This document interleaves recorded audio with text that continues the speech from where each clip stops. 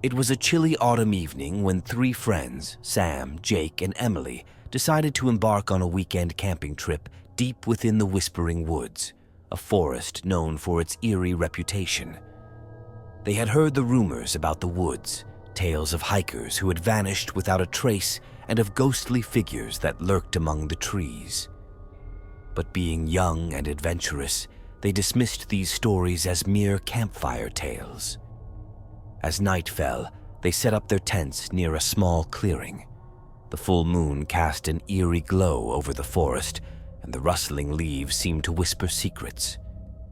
After sharing ghost stories around the campfire, they decided to call it a night. As they retreated to their tents, a sense of unease settled over them, but they attributed it to their overactive imaginations. In the middle of the night, Sam was awakened by a faint whispering sound. At first, he thought it was the wind, but the whispers grew louder and more distinct. They seemed to be calling his name. Heart-pounding, he unzipped his tent and peered into the darkness. The forest was still, and the only sound was the whispering coming from the trees. Terrified, he woke Jake and Emily, who heard the whispers too. The trio decided to investigate, hoping to find a rational explanation. They grabbed their flashlights and ventured into the woods. The whispers led them deeper and deeper until they stumbled upon an old, dilapidated cabin. The whispers grew more intense, now sounding like a chorus of voices. Against their better judgment, they pushed open the creaking door and stepped inside. The cabin was filled with old, dusty furniture, and the air was thick with the smell of decay. On the walls were photographs of people, their faces twisted in fear. Suddenly, the door slammed shut behind them, and the whispers turned into screams. Shadows moved around them, and ghostly figures began to materialize. The friends huddled together, paralyzed with fear. A voice, louder than the rest, boomed through the cabin. It told the story of a family who had once lived there, driven to madness by the whispers of the woods. One by one, they had disappeared, their souls trapped forever. The friends realized they were in grave danger and scrambled to find a way out. The figures closed in, their cold hands reaching for them. With a burst of adrenaline, Sam kicked open a window and they scrambled out. They ran through the forest, the whispers still echoing in their ears. When they finally reached their campsite, they packed up their belongings in record time and fled. As they drove away, they could still hear the whispers, promising that the woods would never let them go. Months later, they found out that the Whispering Woods had a dark history. Many who had ventured in had never returned. Those who did were never the same, haunted by the voices they had heard. Sam, Jake, and Emily never spoke of the incident again, but the memory of that night stayed with them, a constant reminder of the terror they had faced. Years passed, but the nightmares persisted. They would wake up in the dead of night, hearing the same whispers that had haunted them in the woods. They tried to move on with their lives, but the fear was always there, lurking in the shadows. Eventually, they drifted apart, each trying to escape the memories in their own way.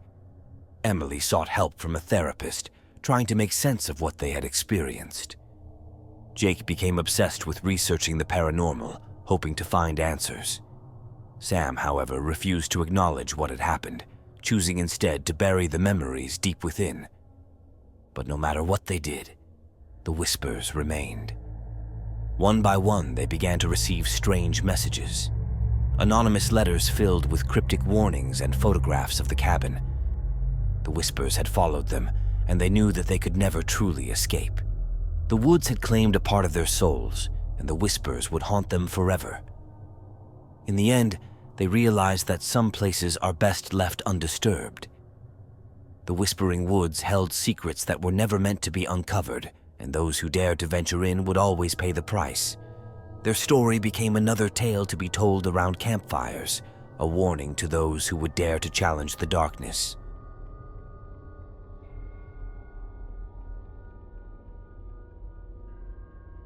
It was the summer of 1998 when a group of college friends decided to spend a weekend camping by Lake Serpentia, a remote and pristine lake surrounded by dense forest. The lake was known for its crystal-clear waters and abundant wildlife, but it also had a sinister reputation. Local legends spoke of a curse that plagued the lake, causing those who swam in its waters to disappear without a trace. Ignoring the warnings, Mark, Lisa, Tom, and Rachel were determined to have a good time. They set up their camp near the lake and spent the day swimming, fishing, and enjoying the beauty of their surroundings. As evening fell, they gathered around the campfire, sharing stories and laughter. The night was calm and the moonlight reflected off the lake, creating an almost magical atmosphere. Late into the night, as the fire began to die down, they heard a strange sound coming from the lake. It was a soft, melodic singing, almost hypnotic. Intrigued, they walked to the shore and saw a figure standing in the water. It was a woman, her long hair flowing around her, singing a hauntingly beautiful song. Mesmerized, Mark took a step towards her, but Lisa grabbed his arm, pulling him back. The woman vanished, and the lake returned to its serene state. Unease settled over the group, but they brushed it off as a trick of the light in their tired minds. They retreated to their tents, hoping for a peaceful night's sleep. However, the strange events were far from over. In the middle of the night, Lisa woke up to the sound of footsteps outside her tent. She peeked out and saw Tom walking towards the lake as if in a trance. She called out to him, but he didn't respond. Panicking, she woke the others, and they all rushed to stop him. Just as Tom reached the water's edge, they grabbed him, breaking the spell. Tom had no memory of what had happened, and his eyes were filled with fear. They decided to stay up for the rest of the night, keeping watch. As dawn approached, they heard the singing again, louder and more insistent. This time, the voice seemed to be coming from all around them. Shadows moved in the trees, and the air grew cold. Desperate to leave, they quickly packed their things and headed for their car. But as they reached the parking area, they found their car had been tampered with, the tires slashed. Stranded, they had no choice but to hike to the nearest town.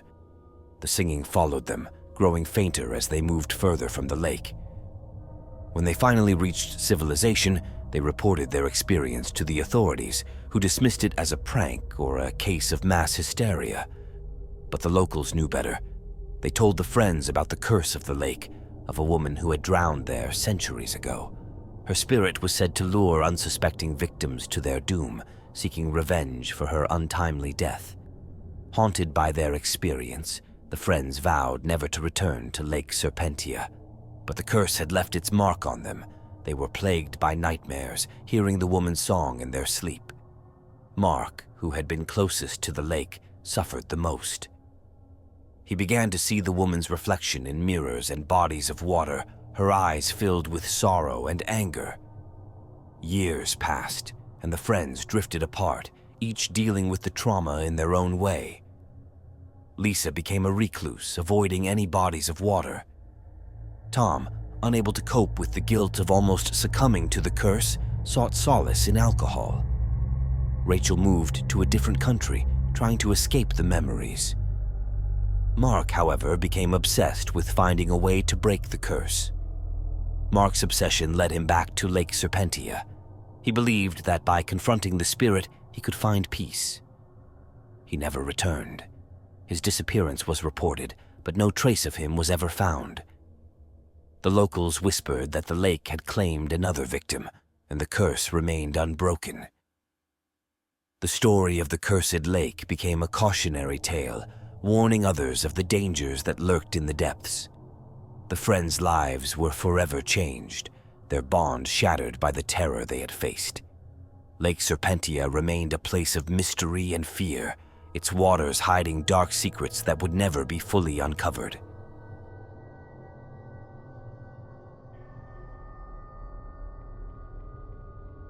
In the summer of 2005, a family of 4 decided to spend their vacation camping in the Blackwood Forest, a secluded area known for its untouched beauty and tranquil environment. The Johnsons, Peter, his wife Mary, and their 2 children, Ethan and Sarah, were excited to escape the hustle and bustle of city life. They set up camp near a small creek, surrounded by towering trees and the sounds of nature. The first day was idyllic. They hiked, fished, and enjoyed a picnic by the creek. As night fell, they gathered around the campfire, roasting marshmallows and telling stories. The forest seemed peaceful, and the stars shone brightly overhead. Little did they know that their perfect getaway was about to turn into a nightmare. It started with a strange feeling of being watched. Peter noticed it first, a prickling sensation on the back of his neck. He brushed it off as paranoia, but the feeling persisted. Later that night, as they were settling into their tents, they heard a rustling in the bushes. Thinking it was just an animal, they tried to ignore it and go to sleep. Around midnight, Ethan woke up to the sound of whispering outside his tent. Curious and a bit frightened, he peeked out and saw a tall, shadowy figure standing near the campfire. The figure seemed to be watching them, its eyes glowing faintly in the dark. Terrified, Ethan woke his parents. Peter grabbed a flashlight and stepped outside, but the figure had vanished. The rest of the night was filled with strange noises, whispers, footsteps, and the feeling of being watched. By morning, the family was exhausted and on edge. They decided to explore the area, hoping to find an explanation for the eerie events. As they ventured deeper into the forest, they came across an old abandoned cabin. The cabin was in disrepair, its windows broken, and the door hanging off its hinges. Inside, they found strange symbols carved into the walls and remnants of old rituals. The air was thick with a sense of dread, and they quickly left, feeling as if they had disturbed something ancient and malevolent. That night, the terror escalated. The shadowy figure returned, this time closer to their tents. Its whispers were louder, and the air grew cold. The campfire flickered and then went out, plunging them into darkness. The family huddled together, too scared to move. Peter, mustering his courage, shone his flashlight towards the figure, but it passed right through it, as if it were made of smoke. The figure spoke, its voice a chilling hiss, warning them to leave the forest or face dire consequences. Desperate to protect his family, Peter agreed. They quickly packed their belongings and left the campsite, but as they walked through the forest, the figure followed them, its whispers echoing in their ears. They reached their car and drove away, but the experience left them shaken. Back home, they researched the Blackwood Forest and discovered its dark history. It was said to be haunted by the spirit of a man who had been wronged and killed there centuries ago. Known as the Shadow Man, his restless spirit roamed the forest, seeking revenge on those who trespassed on his territory. The Johnsons tried to move on with their lives, but the Shadow Man's curse had followed them. They began to see his figure in the shadows, hear his whispers in the wind, and feel his presence in their home. Desperate, they sought help from paranormal experts who performed rituals to cleanse their home, but the Shadow Man's spirit was too powerful. The once happy family was torn apart by fear and paranoia. Peter and Mary grew distant, their marriage strained by the constant presence of the supernatural. Ethan and Sarah, once carefree children, became withdrawn and anxious. The terror they had experienced in the forest had left an indelible mark on their lives. Years later, the Johnsons decided to leave their home and start fresh in a new city, hoping to escape the Shadow Man's grasp. But the memories of that night in the Blackwood Forest haunted them, a constant reminder of the horrors they had faced. They never spoke of it to anyone, fearing that the curse might spread to others. Their story became another legend, a warning to those who dared to venture into the Blackwood Forest. The Shadow Man's presence remained, a dark and malevolent force that ensured the forest's sinister reputation endured. The Johnsons' lives were forever changed, a testament to the power of the supernatural and the terror that lurks in the shadows.